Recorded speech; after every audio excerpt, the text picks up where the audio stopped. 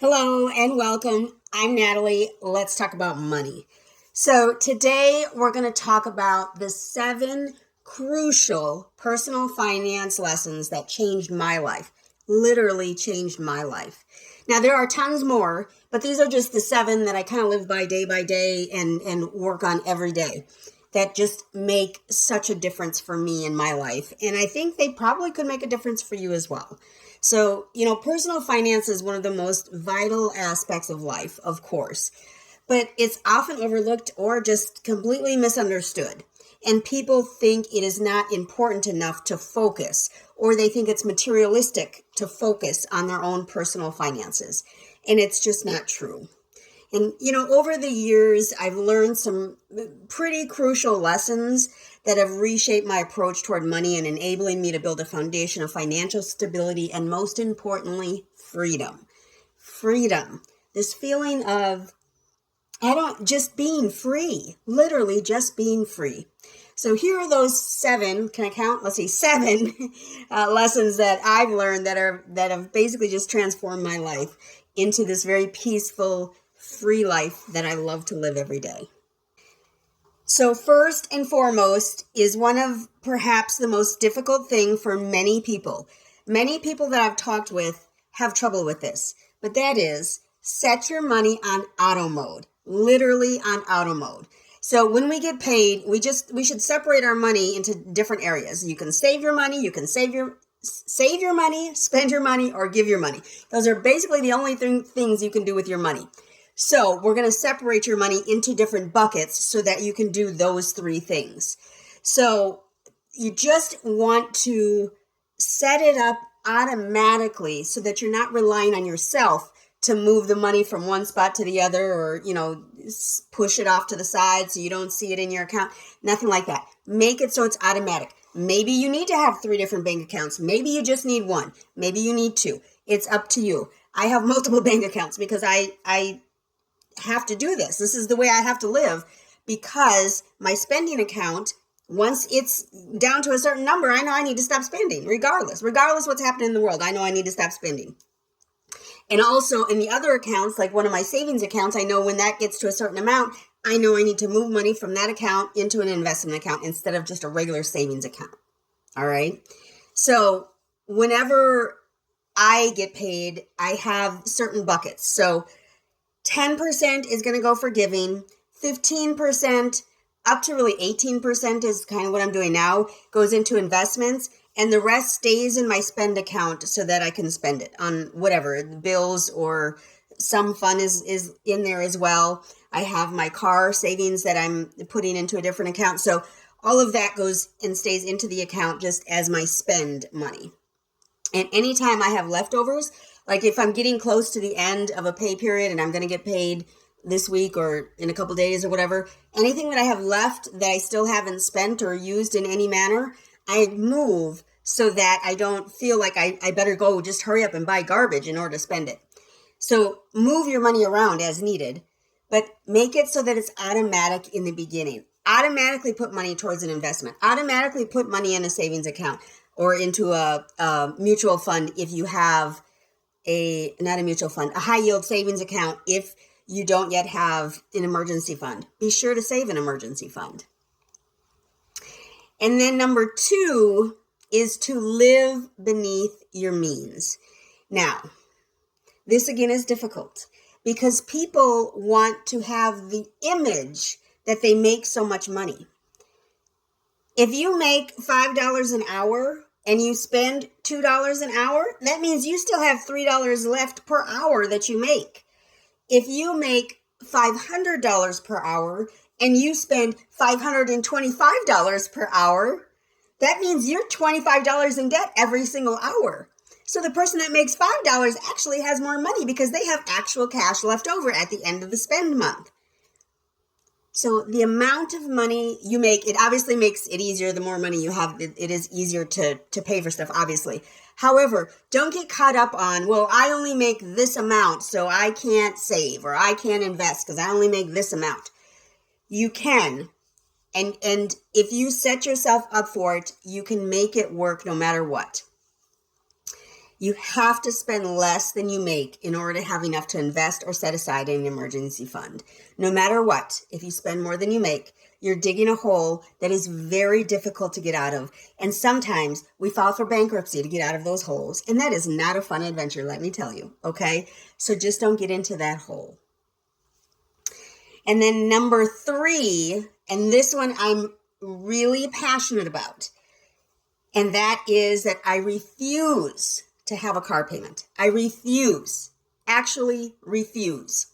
I had a car payment for, I think it was about a year and a half, about 10 years ago, maybe a little less than 10 years ago.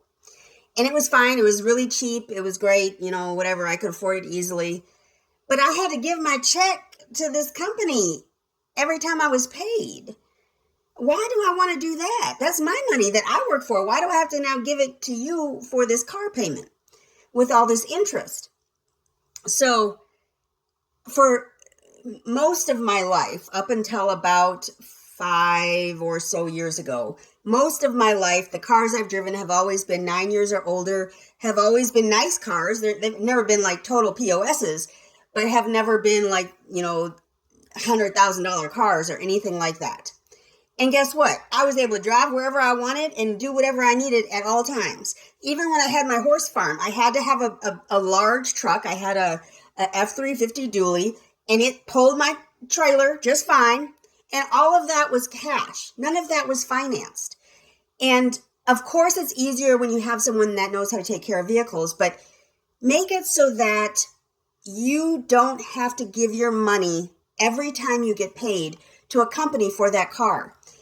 Think about it. If your car payment is $575 a month and you just continue this forever because you always have a car payment, $575 a month for 20 years, if you saved it or invested instead, not saved, if you invested instead, that'd be over $430,000 that you could have in an investment account.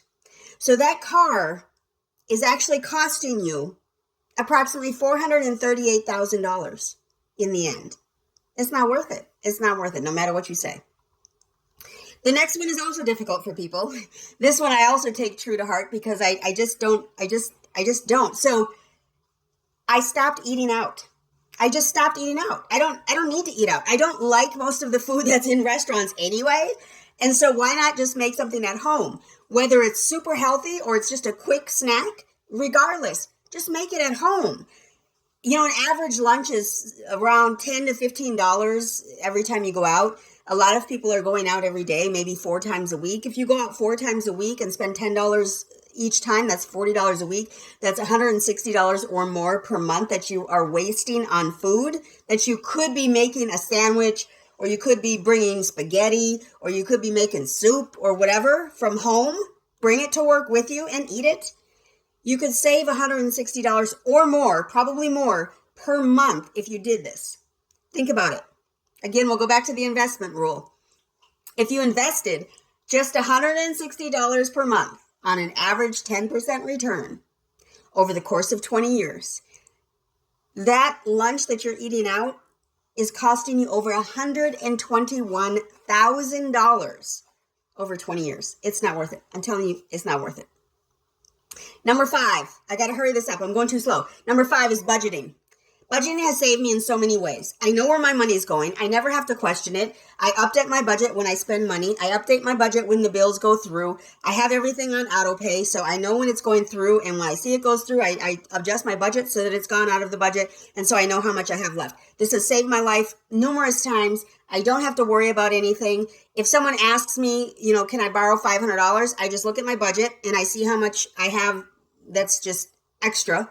And I say yes or no. It's that easy. It's not, I don't know what bills are coming. I don't know how much I'm going to spend. None of that. None of that. It's all in your budget. Set yourself up. Budgeting is to give you freedom. It is not to restrict you. It's to give you freedom. So you know your bills are going to cost you this much per month, and you know you should have this much left over. So that leftover is for you to do whatever you want to do with it. Budgeting. It changed my life. It can change yours as well. I promise. And then 6... How do you do a 6? 6 is financial stability. Financial stability is the best feeling out there. for you to feel like you've got control and no one is controlling you or dictating how much you need to work is amazing. When you're in a bunch of debt and you have to work in order to pay for that debt that you've racked up, it is painful.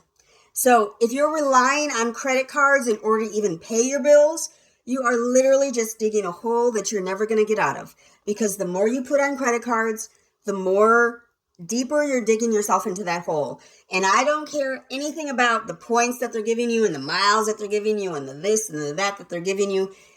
If you don't know how to manage your money and manage your finances, your money, having a credit card that you use to gather points is not going to help you. Remember, credit cards are not there to help you, regardless how many points or flights they give you. They are not there to help you. If credit card companies were there to help you, we'd call them charities, right? And they wouldn't be making billions of dollars every year off of all of us, okay? They would be called charities, and we'd be donating to them, which is basically what you're doing. You're donating all of those interest payments to them. And then last is, don't play the comparison game. Just don't. Make your life so enjoyable that you just love to live it every day. It doesn't matter what you own. It doesn't matter what you have. It doesn't matter. What matters is your happiness. Your happiness comes from within. It doesn't come from the mall. It doesn't come from the car lot. It doesn't come from the paycheck. It comes from within. You have to be happy with yourself in order to have just freedom and stop playing the comparison game. So, the person that you're comparing yourself to, they're probably over $200,000 in debt, living paycheck to paycheck and struggling. So why do you want to compare yourself to that? Compare yourself to yourself. How much money do you make? How much money do you need to live with? And how do you make yourself happy within that? Don't go out of that. Just stay within your own space. Stay in your own lane. Don't try to get into other people's lanes. So these are the 7 things that I've learned that have become very important to me and are basically like the cornerstone of my financial journey. And this has really enabled me to transform my life and build a future that I can truly feel freedom and stability. And I don't have to worry. There's not a day in my life anymore that I have to worry about having to pay a bill. And not because I'm rich. I am not rich. Again, as I say every time, very middle class. Very middle class. I'm not rich in any way. And because I budget and because I know where my money's going, I don't worry about it. I know where the money's going. So each of these steps or each of these points that I pointed out are very simple. They really are. But their impact really makes a difference. It has really made a difference in my life. And some of these may help you and may make a difference in your life as well. So it's not personal finance. It's not just about money. It's about discipline and foresight and creating a life aligned with you and your values, what you value most. If all you value is money, you are going to have to live somewhere else. Money is going to be part of making your journey successful, but it shouldn't be the only part. It shouldn't be the main focus. All right. So if you're able to embrace these ideas, basically anyone can take these steps toward financial empowerment and, most important, independence. You want to be financially independent. And so invest in yourself today so you can make a difference for others tomorrow.